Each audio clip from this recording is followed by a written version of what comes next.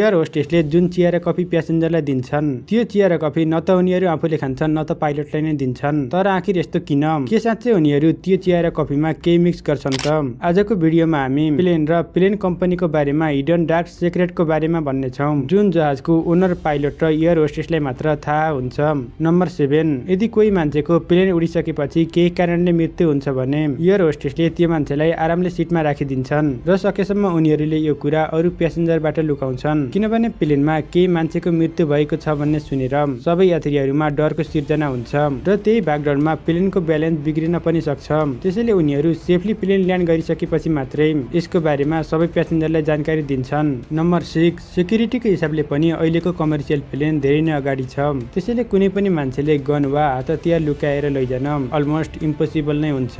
तर हामीले एकछिन मानौँ कि यदि कुनै मान्छेले लुकाएर हतियार लैजान सक्सेसफुल भयो भने पनि उसले त्यो प्लेनलाई हाइज्याक गर्न सक्दैन, किनभने अमेरिका, फ्रान्स, क्यानाडा र अरू थुप्रै देशहरूले प्रत्येक प्लेनमा एक वा दुईजना ट्रेन कमान्डरलाई सामान्य युनिफर्ममा सिक्रेट रूपमा प्लेनमा राख्छन्। यदि प्लेनमा कुनै हाइज्याकर वा आतंककारीले प्लेनलाई हाइज्याक गर्ने कोसिस गरियो भने उनीहरूलाई ती कमान्डरले हावामा नै सुट गरेर मार्छन्। तर यसमा सकिङ कुरा यो हो कि यसको बारेमा प्लेनको पाइलट, एयर होस्टेसलाई पनि थाहा हुँदैन र यो सर्भिसलाई मार्शल एयर सर्भिस भनिन्छ।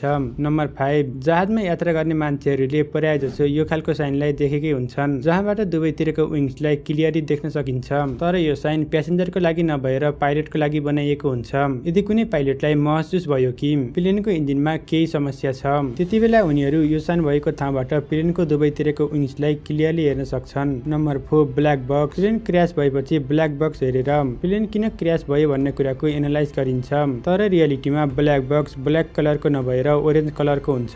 नम्बर 3, प्लेनमा यात्रा गर्ने सबै यात्रुहरूलाई एउटै खालको खाना खान दिइन्छ, तर प्लेनको पाइलट र को पाइलट दुवैजनाले प्रत्येकचोटि फरक फरक खालको खाना खानुपर्छ र उनीहरूलाई एउटै खालको खाना खाने अनुमति नै हुँदैन। यसको मेन रिजन यो हो कि यदि एउटा खानाको कारणले एकजना पाइलट बिरामी भयो भने पनि अर्को पाइलटले जहाजको पुरै कन्ट्रोललाई सम्हाल्न सकोस्। नम्बर 2, 8-10 घण्टाको लामो यात्रामा सबै प्यासेन्जरलाई निद्रा लाग्छ र पाइलटलाई पनि। त्यसैले लामो फ्लाइटमा सकेसम्म 2 जना पाइलट रहन्छन् र तिनीहरूमध्ये एकजना पालैपालो गरेर केबिनमा आनन्दले सुत्छन् भने अर्को पाइलट सिटमा बसेर म्यागजिन पढिरहेको वा लन्च गरिरहेका हुन्छन्, किनभने टेकअपपछि प्लेनलाई अटो पाइलट मोडमा राखिन्छ। त्यसैले एकजना मात्रै पाइलट सेफ्टीका लागि सिटमा बस्छन्। नम्बर 1, कहिले पनि एयर होस्टेस र पाइलटले प्लेनमा बनेको चिया र कफी खाँदैनन् वा खाए पनि कम नै खान्छन्, किनभने प्लेनमा चिया र कफी जुन पानीले बनाइन्छ सेम त्यही पानी बाथरुममा पनि प्रयोग हुन्छ।